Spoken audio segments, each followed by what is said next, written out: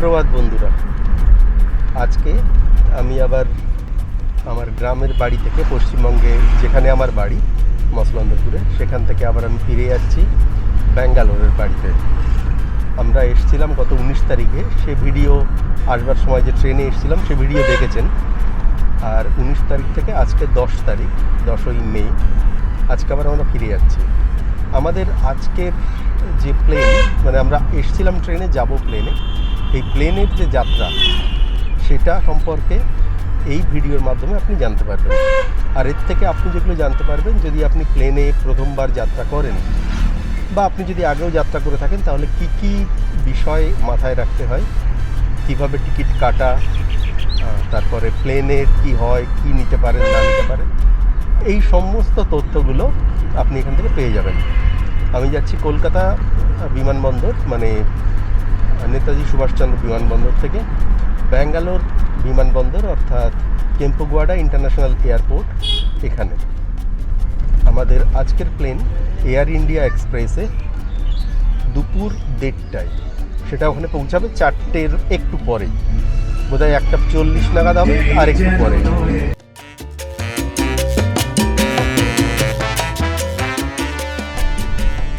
আমরা এখন মসলন্দপুর থেকে, মসলন্দপুরের নেক্সট যে স্টেশন হাবড়া বা কাছাকাছি যে শহর, সেই দিকে যাচ্ছি। আমাদের এখান থেকে এয়ারপোর্ট আনুমানিক 40-45 কিলোমিটার দূরে, আর আমাদের সময় লাগবে প্রায় 2 ঘন্টা। আপনার মনে হতে পারে যে 40-45 মিনিট কেন 2 ঘন্টা লাগবে? তার কারণ হলো আমাদের যেতে হবে যশোর রোড দিয়ে। আর যশোর রোড বিভিন্ন কারণে গত 20-30 বছর আগেও যেরকম অবস্থায় ছিল এখনও ততটুকুই আছে। এই যে রাস্তাটা, এর থেকেও অনেক সরু, কিন্তু গাড়ির চাপ অনেক বেশি, যার জন্য অনেকটা বেশি সময় লাগে। আর যশোর রোড হলো ন্যাশনাল হাইওয়ে, সম্ভবত 35, যেটা কলকাতার হাতিবাগান এলাকা থেকে শুরু করে বাংলাদেশের যশোর শহর পর্যন্ত চলে গেছে। বনগাঁ, তারপরে বেনাপোল, পেট্রাপোল হয়ে ওটা বাংলাদেশে চলে গেছে। আর এর মাধ্যমে প্রচুর বাংলাদেশের সঙ্গে যে ব্যবসায়িক যে ট্রাকগুলি যায় বিভিন্ন মালপত্র নিয়ে, আমদানি রপ্তানির, সেগুলি সব এই রাস্তার মাধ্যমেই যায়। 2-4 দিন পরে ভোট, এখানে 20 তারিখে ভোট, মানে ঠিক 10 দিন পরে। সেই জন্য বিভিন্ন জায়গায় দেওয়াল লিখন বা অন্যান্য পোস্টার, এই সমস্তগুলো প্রচুর আছে। এখানে তৃণমূল থেকে দাঁড়িয়েছে বিশ্বজিৎ দাস। সে শুনেছি নাকি গতবারে বিজেপির এমএলএ ছিল। তো বিজেপির বাগদা কেন্দ্রের ক্যান্ডিডেট, এমএলএ ক্যান্ডিডেট না, এমএলএ জিতেছিলেন, তিনি এবারে তৃণমূলের এমপি ক্যান্ডিডেট। এখানে কিছু সিপিএমের পোস্টারও আছে। আমরা এয়ার ইন্ডিয়াতে যে টিকিট কেটেছি, এই টিকিটটা আমরা কেটেছি মেক মাই ট্রিপ অ্যাপ থেকে। আপনারা যদি প্রথমে আপনারা যদি টিকিট কাটতে চান, তাহলে আপনারা এরকম জাতীয় যে সমস্ত অ্যাপগুলো আছে, মেক মাই ট্রিপ বা ইজি মাই ট্রিপ, এই সমস্ত অ্যাপ দিয়েও কাটতে পারেন। গো আরও এই টাইপের আছে, IRCTC থেকেও কাটতে পারেন, অথবা যে প্লেনে যাবেন তাদের ওয়েবসাইট থেকে বা তাদের যে স্টলগুলো থাকে, অফিসগুলো থাকে, সেখান থেকেও কেটে নিতে পারেন। এগুলি ভালো হয়। টিকিট আপনি যদি অন্তত 2 সপ্তাহ আগে কাটেন, তাহলে একটু কমে টিকিট পেতে পারেন। আর তার সঙ্গে আর একটা ব্যাপার যেটা হয়, যে কোনো সিজন যেগুলো হয়, যেমন ধরুন নিউ ইয়ার, দুর্গা পুজো, এইরকম সময় কিন্তু টিকিটের দাম অনেক বেশি থাকে। বাকি সময়ে টিকিটের দাম তুলনামূলকভাবে একটু কম। আর টিকিট যখন কাটবেন, টিকিটের কতগুলো ভ্যারাইটি আছে। যেমন আপনি যদি সবথেকে সস্তা টিকিট নেন, তাহলে আপনি দেখবেন যে দামে পাচ্ছেন, তার থেকেও যদি ফ্লেক্সি টিকিট নেন, তাহলে তার দামটা একটু বেশি। এবার ফ্লেক্সির মধ্যেও কিছু পার্থক্য আছে। আমি জেনারেলি যে ফ্লেক্সিটা কাটি, মানে সবথেকে সস্তাটা কাটি না।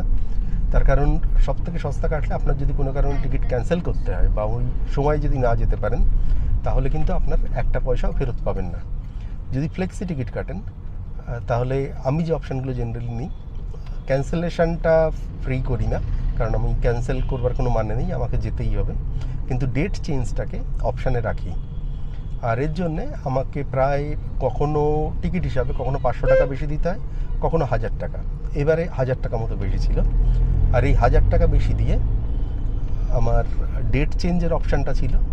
প্লেনের ভেতরে একটা খাবার দেবে, জেনারেলি একটা স্যান্ডউইচ দেয়, যেটা বাইরে হয়তো 70-80 টাকা, ওর ভেতরে সেটাই আবার নিয়ে নেবে 300 টাকা মতো, 250-300 টাকা নিয়ে নেয়, সেটাও এর মধ্যে থাকে। আর তার সঙ্গে সিট বুকিং, যদি সব থেকে সস্তাটা নেন, আপনার সিট বুকিংয়ের জন্য আপনাকে 150 থেকে 350 টাকা পর্যন্ত দিতে হবে, সেটাও এর মধ্যে ফ্রি থাকে এবং সব থেকে ভালো সিট দেয়।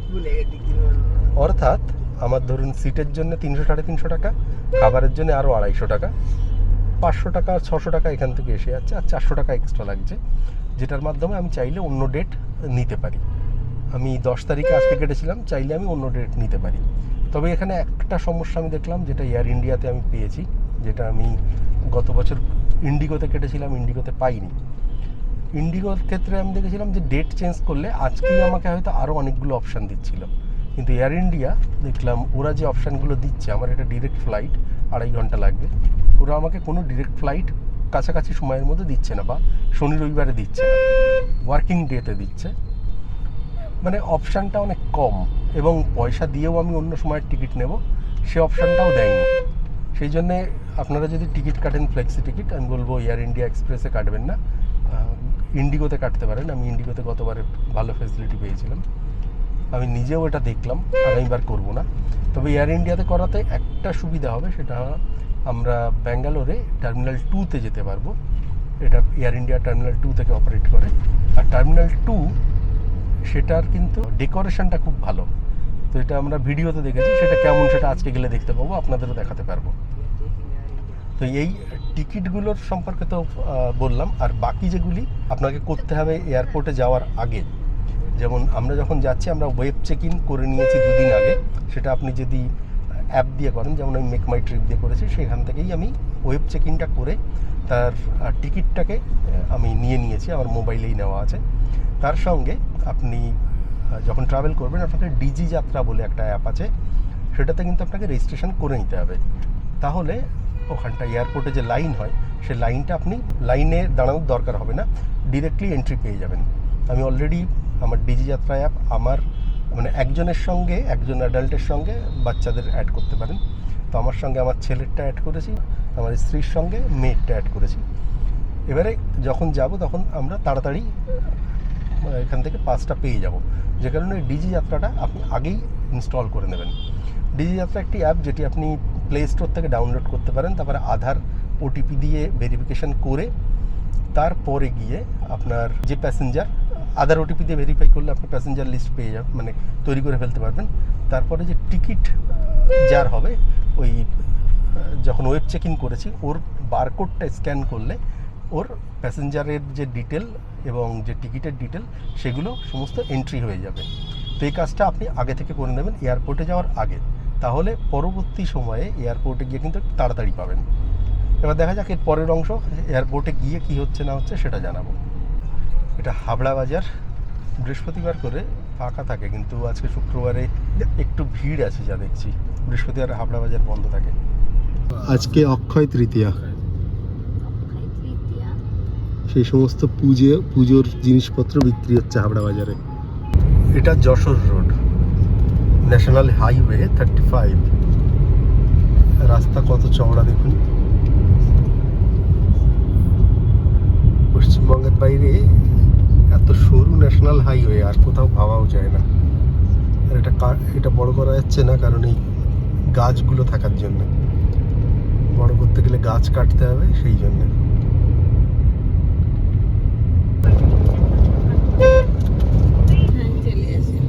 এই অঞ্চলে প্রচুর মাটির কাজ করা হয়। এখানটার মানুষের প্রধান জীবিকা মাটির বিভিন্ন জিনিস তৈরি করা, মাটির মূর্তি, তাছাড়া কলসি, গ্লাস, এই সমস্ত।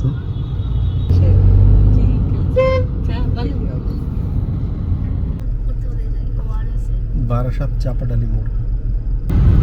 আমরা এয়ারপোর্টের কাছে পৌঁছে গেছি, এয়ারপোর্ট এলাকায় ঢুকে গেলাম। আমাদের সময় লাগলো প্রায় 2 ঘন্টা। আমরা আনুমানিক 9:20-25 বেরিয়েছি, আর এখন প্রায় 11:20-25। এখান থেকে টোকেন নিতে হবে, কত 7 মিনিট মতো বোধহয় দেবে, মাত্র 7 মিনিট এখানে দাঁড়াবার সময়। আর তারপরে হলে বোধহয় পয়সা লাগবে এখানে, এটা হারিয়ে ফেললে 500 টাকা ফাইন।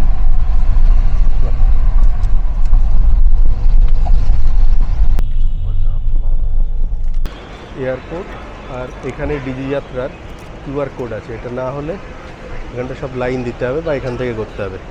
আমরা এগুলো করে আসার ফলে আমাদের এগুলো কিছু করতে হবে না, সরাসরি ঢুকে যেতে পারবো।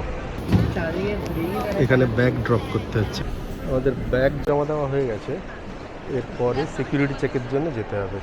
এখানটায় ব্যাগগুলো দিয়ে দিলাম, জিজ্ঞাসা করলাম যে এখন কি আর স্ক্যান করতে হয় না, বললো এয়ারপোর্ট অথরিটি নিজেরা করে নেবে চেকটা। সিকিউরিটি চেকটা এয়ার ইন্ডিয়া এক্সপ্রেসের ঠিক পেছনে। এখানটা ব্যাগ জমা দেওয়ার এক্সপিরিয়েন্স খুব একটা ভালো লাগলো না, কতগুলো লোক বসেছিল, তা সত্ত্বেও আমরা অনেকক্ষণ লাইনে দাঁড়িয়েছিলাম, অহেতুক সময় নষ্ট করলো। সিকিউরিটি চেকটা ওখানে হবে সামনে। এখানেও যেটা দেখছি, এখানটায় ডিজি যাত্রা থাকলে এক্সট্রা পারমিশন বা এক্সট্রা আলাদা লাইন, সম্ভবত তাড়াতাড়ি হবে। তাহলে ওখান থেকে এন্ট্রি করে ব্যাগ জমা দিতে হবে এরকম জায়গায়, যে জায়গাগুলো আছে আপনার, যেখানটায় অ্যারোপ্লেন কোম্পানি, যেমন সামনে এটা ইন্ডিগো, সেপাটি এয়ার ইন্ডিয়া। তারপরে সিকিউরিটি চেকের জন্য ওখানে যেতে হবে, সিকিউরিটি চেক করে তারপরে বাকি ভিডিও তুলছি।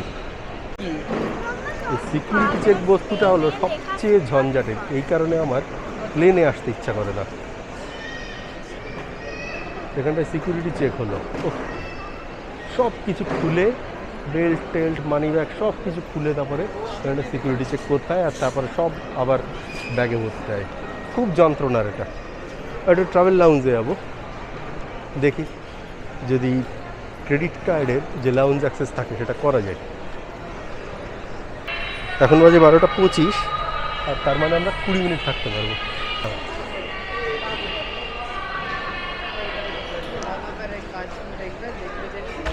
চেক করবেন ম্যাডাম?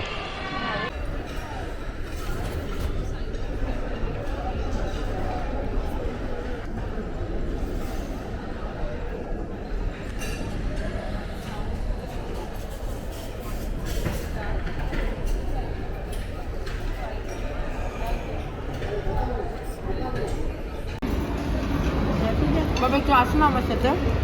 কেন, খাবার ভালো লেগেছে? হ্যাঁ মজা পেয়েছিস? হ্যাঁ, সব থেকে ভালো ছিল কেকগুলো আর গার্লিক চিকেনটা।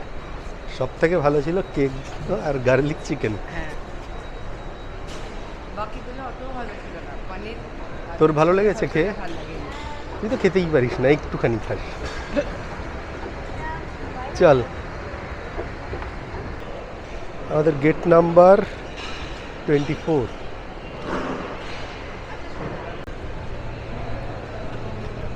এয়ার ইন্ডিয়া এক্সপ্রেস আমাদের প্লেন দিয়ে দিয়েছে, গেট ওপেন হবে একটু পরেই। প্লেন এখানে অলরেডি দাঁড়িয়ে আছে, ওপাশে আর একটা প্লেন দাঁড়িয়ে আছে।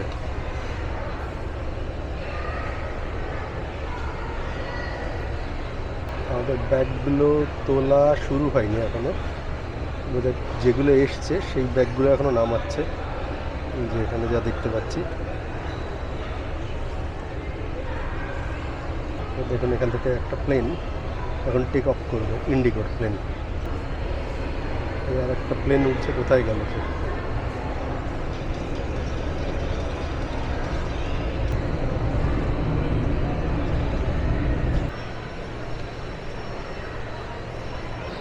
সব লাইনে দাঁড়িয়ে আছে, এখনো গেট খোলেনি। দেখুন সমস্ত প্লেনগুলোর মধ্যে বেশিরভাগই সব ইন্ডিগো,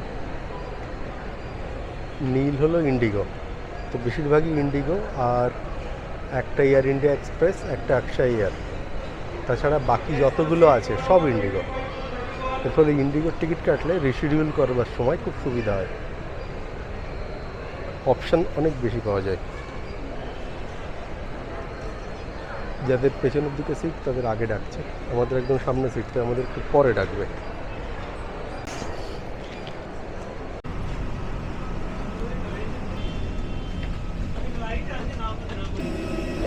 সমস্যা হবে, আমরা একদম শেষে আছি, তার ফলে আমাদের ব্যাগ রাখার জায়গাটা নিয়ে প্রবলেম হবে।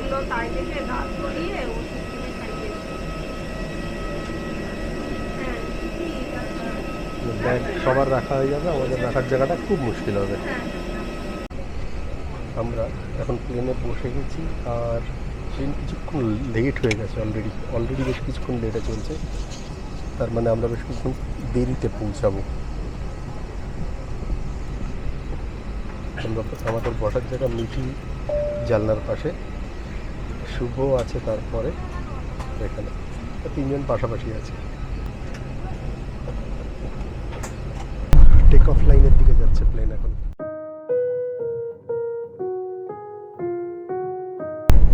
এইবারে টেক অফ করবে।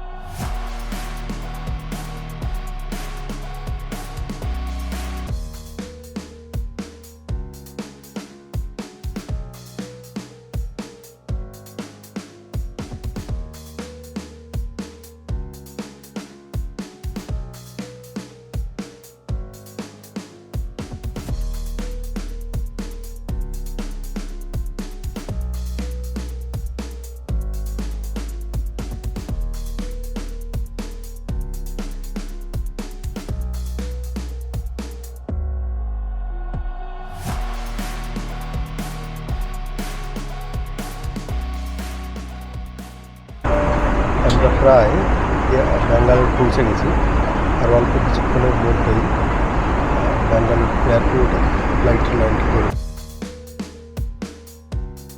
মেঘের মধ্যে চলে গেলে প্লেন বেশ ঝাঁকুনি হচ্ছে খুব, আর আপাতত পুরো কালো মেঘের মধ্যে দিয়ে যাচ্ছে, বাইরে একেবারে কালো মেঘ।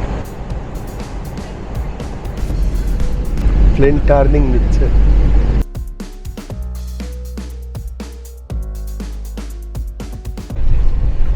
প্লেন ব্যাঙ্গালোর ল্যান্ড করে গেছে। আমরা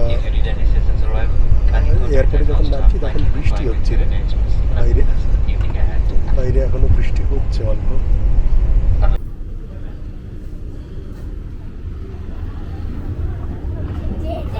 ফার্স্ট যাওয়া যাক। ভেতরে ডেকোরেশন করেছে খুব সুন্দর করে।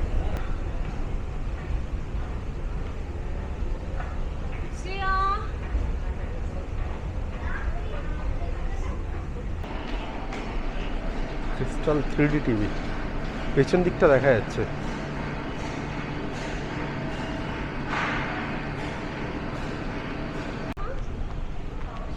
তো 2-5 কিলোমিটার বোধহয় হেঁটে যেতে হচ্ছে।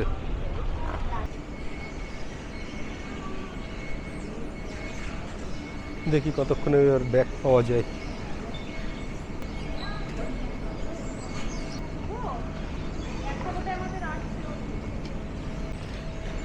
এত ব্যাগের মধ্যে গুলিয়ে যায় বলে এই যে মার্কিং করেছে, এই যে মার্কিং দিয়ে মার্কিং করেছে যাতে বোঝা যায় যে কোন টাকার। Terminal 2 exit point.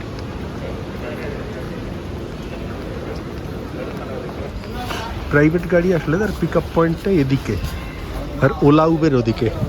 আমি যাকে বুক করেছি সে প্রাইভেট পিক আপে আসবে, আর বললো 17 নাম্বারে আসবে। তো 17 নাম্বার এখানে, কিন্তু নিচে যাব। ওই যে লিফট আছে, লিফট দিয়ে আমাদের নিচে যেতে হবে। একটু কনফিউজ হয়ে গেছিলাম এই জায়গাটায়। গাছ টাছ দিয়ে খুব ভালো করে সাজিয়েছে এখানে। নিচে এসে গেছি। এই যে pick up 18, pick up 19, pick up 17, এই যে 17। आप लोगों का कंपनी कहाँ पे? हमारा इधर ही है सर, एयरपोर्ट में ऑफिस। ओके।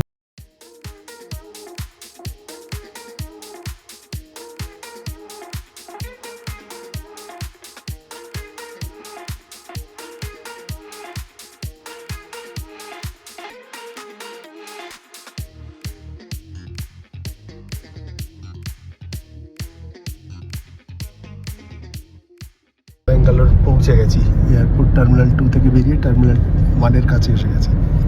আর এনাদের গাড়ি আমি নিয়েছি, ওলা উবের। আপনার कंपनी का नाम क्या है? Airavata tourist and travels. Airavata Airavata tourist and travels. Tourist and travels. Okay, তো আমি দেখছি এনাদের সার্ভিস বেটার ওলা বা উবেরের চেয়ে। এবারে আমি এয়ারপোর্ট থেকে ফিরবার জন্যে ওলা বা উবের এরকম কোনো গাড়ি বুক করিনি, লোকাল যে গাড়ি আছে তাদের থেকে গাড়ি নিয়েছি। আর গাড়ির সার্ভিস আমি দেখলাম ওলা বা উবেরের চেয়ে অনেক ভালো।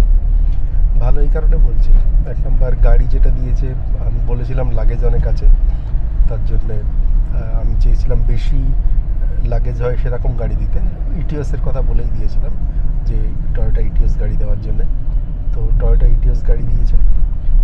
আর আমাকে মানে আগের থেকে বুক করে দিয়েছিলাম 2-3 ঘন্টা আগে আমি ফোন করে, তো গাড়ি ওখানটায় পৌঁছে গেছিলো।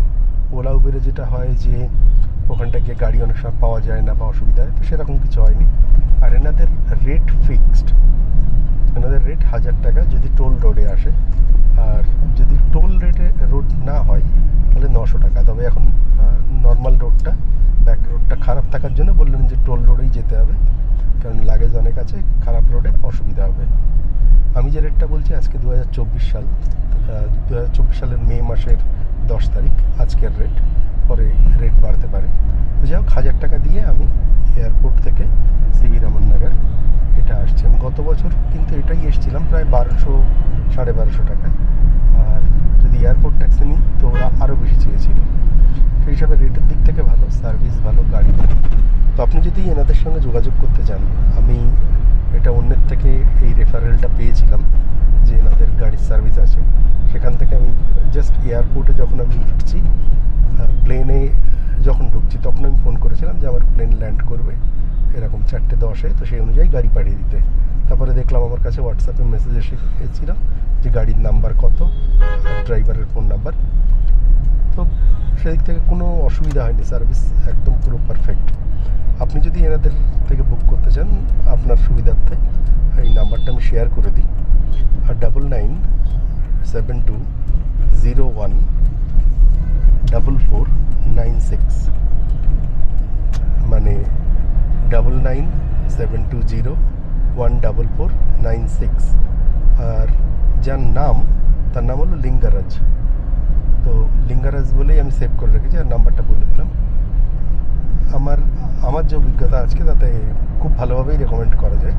এবং ওলা উবেরের যে ঝামেলা, যে ডাইনামিক ফেয়ার, উল্টোপাল্টা ভাড়া হয় বা অনেক সময় ক্যান্সেলেশন হয় পিক আপ আর ড্রপ দুটো ক্ষেত্রেই, এয়ারপোর্ট পিক আপ বা এয়ারপোর্ট ড্রপ দুটো ক্ষেত্রেই, তাহলে এদের সার্ভিসটা ভালো। আর যেটা কথা বলে জানলাম, শহরের মধ্যেও সার্ভিস এনাদের আছে। তো সেটা হলে একটু আগে থেকে বুক বলে দিতে হবে, যাতে শহরের মধ্যে, মানে আমি জিজ্ঞাসা করলাম যদি SMBTতে যদি আমাকে গাড়ি নিতে হয় তাহলে সেটা আমি পারবো কিনা, বললো সেটাও হয়ে যাবে, তো অসুবিধা হবে না। যাক, আমি প্রায় পৌঁছে গেছি। কেয়ারপুরামের কাছাকাছি পৌঁছে গেছি। এখন সময় হয়েছে 6টা। আমি আজকে বাড়ি থেকে বেরিয়েছিলাম 9:15। তো পুরো জার্নিটা করতে আবার এই সময় লাগলো, প্রায় 9 ঘন্টা সময় লাগলো সব মিলে। আর ওভারঅল জার্নি বেশ ভালো ছিল। আপনাদের আশা করি ভিডিওটা সুবিধা হবে, যে সমস্ত ইনফরমেশানগুলো দিলাম। গত বছরের ভিডিওটাও প্রায় 1 লক্ষের বেশি মানুষ দেখেছেন, 1,20,000 মতো মানুষ দেখেছেন। আশা করি এটাও আপনারা অনেকেই দেখবেন এবং আপনাদের অনেকের কাজে লাগবে। তো আর বিশেষ কিছু বলবার নেই, এই